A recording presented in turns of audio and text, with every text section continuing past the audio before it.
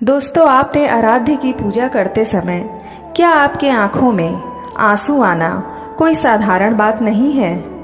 ये आपके लिए बहुत बड़ी बात है। कहा जाता है कि बिना प्रीति या प्रेम के आराधना नहीं होती। जब तक आप में अपने आराध्य के प्रति प्रेम और समर्पण नहीं है, तब तक आपके आराध्य की भी आपको कृपा प्राप्त नहीं हो सकती। दोस्तों, हम रोते क्यों हैं? क्या रोने से वाकई मन हल्का होता है? और अगर पूजा करते समय हमें खूब रोना आए तो इसका क्या मतलब होता है? और दोस्तों, हम रोते तभी हैं जब हम बहुत दुखी होते हैं या बहुत खुशी होते हैं। और आपने देखा भी होगा कि हम अपने जीवन में बहुत दुखी और चिंतित होते हैं तो हमें खूब रोना आता है।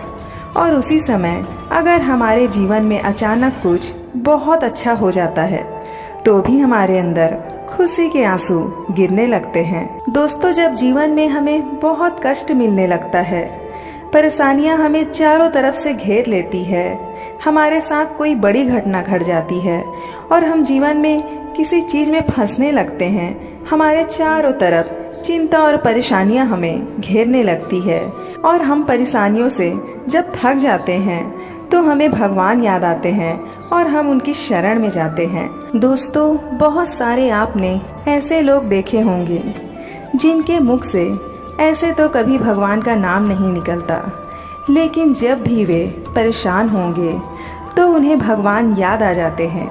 लेकिन दोस्तों, जो भगवान की सच्चे हृदय से भक्ति करते हैं और उनसे सच्चे दिल से जुड़े रहते हैं और अपने इष्ट की सेवा भी करते हैं, उन्हें हमेशा प्रभु का ख्याल रहता है और वे अपने इष्ट देव से हमेशा उनका मन जुड़ा रहता है। तो दोस्तों, ऐसे में जब भी आप किसी भी परेशानी या समस्या से घिर जाते हैं तो आपके मन में यही चलता है कि प्रभु हमारे कष्टों से हमें कब मुक्त करेंगे। और आप अपने ईश्वर से यह भी जानना चाहते हैं कि इतनी कष्ट आपके जीवन में ही क्यों आ रही है और आखिर इसका हल क्या है। तो ऐसे में आप भगवान से यह प्रार्थना करते हैं कि हे प्रभु, हमें अपने इस कष्टों से मुक्ति दिलाइए। दोस्तों, भगवान हमसे ये कभी नहीं कहते कि मुझे मिठाई या कीमती वस्तु या धन दौलत अर्पित करे तभी मैं तुम्हारी सुनूंगा, बल्कि वो तो सिर्फ 2 पुष्प से ही खुश हो जाते हैं। और अगर आपके पास चढ़ाने के लिए 2 फूल भी नहीं है तो कोई बात नहीं, वो सिर्फ आपकी सच्ची श्रद्धा और भक्ति को ही देखते हुए खुश हो जाएंगे। और अगर आपके पास कुछ नहीं है उन्हें देने के लिए, और अगर आप उनका हाथ जोड़कर शांति से पूजा भी नहीं कर सकते, तो आप अपना कोई भी काम करते करते मानसिक जाप कर सकते हैं। दिन भर अपने रोज का काम करते रहें और अपने प्रभु का नाम जपते रहें। भगवान उसी में खुश रहते हैं। ईश्वर दिखावे को पसंद नहीं करते। दोस्तों, आपको जैसा सुविधा लगे या जो वस्तु आपके पास हो उसी में आप भगवान की पूजा कर सकते हैं। और दोस्तों, आपने ये भी देखा होगा कि कई बार जब हम अपने इष्ट का ध्यान करते हैं तो हमारे आँखों से आंसू बहने लगता है। और इसके साथ ही हम कभी ईश्वर से जुड़ी हुई कोई कथा आदि सुनते हैं तो हमारे शरीर का रोम रोम खड़ा हो जाता है, मन प्रफुल्लित हो जाता है और आंखों से आंसू आ जाते हैं। और आपको ऐसा लगता है कि आप खूब रोएं और ईश्वर को देखते देखते आपके आंखों से आंसू ही निकलने लगता है और आपको लगता है कि अपने प्रभु के सामने खूब रो लें, लेकिन लोगों के आसपास की मौजूदगी के कारण हमें अपने भाव पर कंट्रोल करना पड़ता है।